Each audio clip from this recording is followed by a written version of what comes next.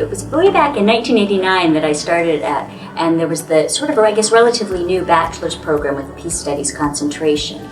And so I was very interested, partly because it was an interdisciplinary field and it brought a lot of my interests together. I was doing history, but I also got to do sociology. And I was particularly interested in sort of the social, cultural sort of aspects of conflict and how to address conflict in ways that are maybe more holistic, treat the whole person rather than sort of rational policy solutions.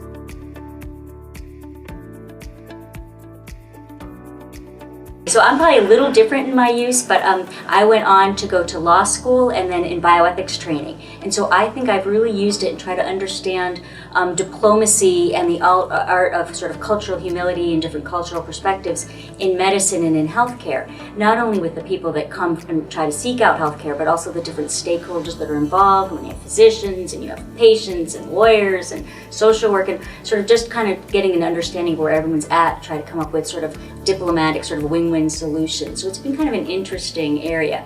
Currently though, how I use it is more addressing at a structural level. We're talking about structural violence through policies that kind of maintain and facilitate systemic inequity. It's economic or racial, and so trying to bring in some of the peace theories to sort of use to address that structural violence in an urban community.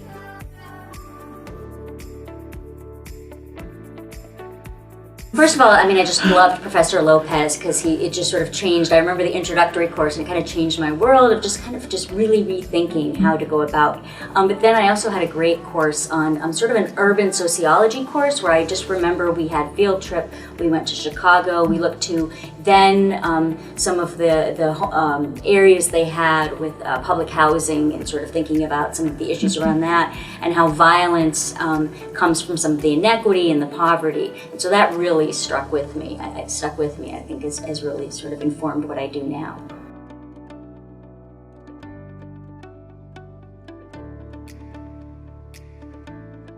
I'd love to do more sort of at an interpersonal level and how to use those skills in localized communities. I know as a policymaker, I often think about like national policy or international policy, but I'm realizing we need so much more at a community level and amongst neighborhoods and sort of empowering individuals to use these concepts to create more just societies rather than the top-down, more of a bottom-up approach.